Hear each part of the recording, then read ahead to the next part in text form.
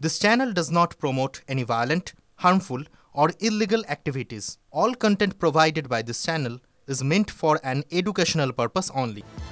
মাধ্যমিক পাশের পরে রাজ্যে বাড়ছে স্কুল ছুটের সংখ্যা। 4 বছরে একাদশ শ্রেণীতে পড়াশোনা ছেড়েছে 4,31,000 পড়ুয়া। ভয়াবহ নথি টিভি9 বাংলার হাতে একাদশের রেজিস্ট্রেশন করলেও উচ্চ মাধ্যমিক পরীক্ষা দেয়নি লাখ লাখ পড়ুয়া। ট্যাব নিয়েও উচ্চ মাধ্যমিক দিচ্ছে না এইসব পড়ুয়া। সরকারি তথ্য বলছে 2020 সালে একাদশের রেজিস্ট্রেশন করলেও পরীক্ষা দেয়নি 64,967 জন পড়ুয়া।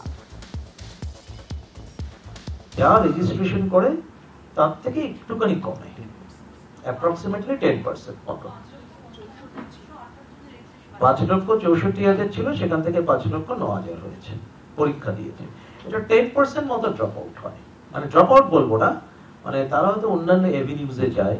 হ্যাঁ, এই কথাটা, ড্রপ আউট কথাটা ঠিক নয়। মানে তারা হচ্ছে এই বেসিক্যালি তারা অন্য দিকে হয়তো গেল, সেটা আইটিআই হতে পারে, ভোকেশনাল হতে পারে, পলিটেকনিক হতে পারে।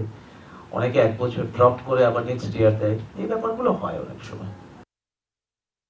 আমাদের তো কন্যাশ্রী 25,000 টাকা, 10,000 টাকা ট্যাবে, অর্থাৎ একটি মেয়ে উচ্চ মাধ্যমিক পড়া শেষ করলে সে প্রায় 35,000 টাকা ন্যূনতম পাচ্ছে।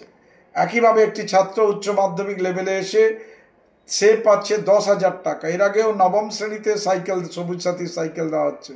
এই করেও যদি বাচ্চাদের স্কুলের আঙিনায় না রাখা যায়, তার মূল কারণ দীর্ঘদিন ধরে শিক্ষক শিক্ষিকা শিক্ষাকর্মী নিয়োগ নেই।